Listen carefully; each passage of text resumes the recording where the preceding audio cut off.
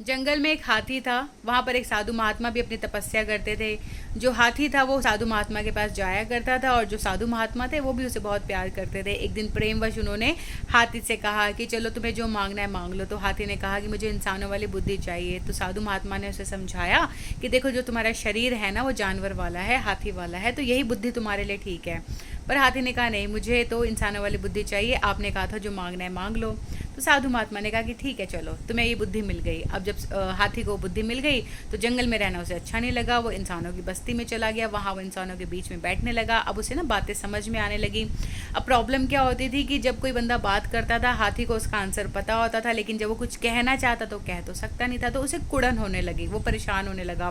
फिर उसने इंसानों को देखा कि ये तो कपड़े पहनते, मैं तो नंगा घूमता। फिर उसने देखा कि जो इंसान है वो तो टॉयलेट यूज़ करते हैं, मैं तो ऐसे कहीं भी कुछ भी कर देता हूँ। उसकी जो कुड़न थी ना वो बढ़ती गई बढ़ती गई बढ़ती गई। उसे और परेशानी होने लगी। उसे लगा कि उसके पास भी घर होना चाहिए, उसे भी लगा उसके पास चेयर होनी चाहिए बैठने के लिए। तो इस तरह से वो परेशान हो गया और बीमार रहने लगा और उसका शरीर जो था वो कमज़ोर हो गया। एक दिन वो दोबारा जंगल में गया, साधु महात्मा के पास गया। तो महात्मा जी ने उनसे पूछा कि क्या हुआ। उसने कहा कि इंसानों वाली बुद्धि ना आप मुझसे ले लीजिए, आप सही कह रहे थे, मेरा शरीर हाथी का तो वही बुद्धि मेरे लिए सही थी। साधु महात्मा ने कहा कि चलो ठीक है और उसे फिर से वही बुद्धि दे दी।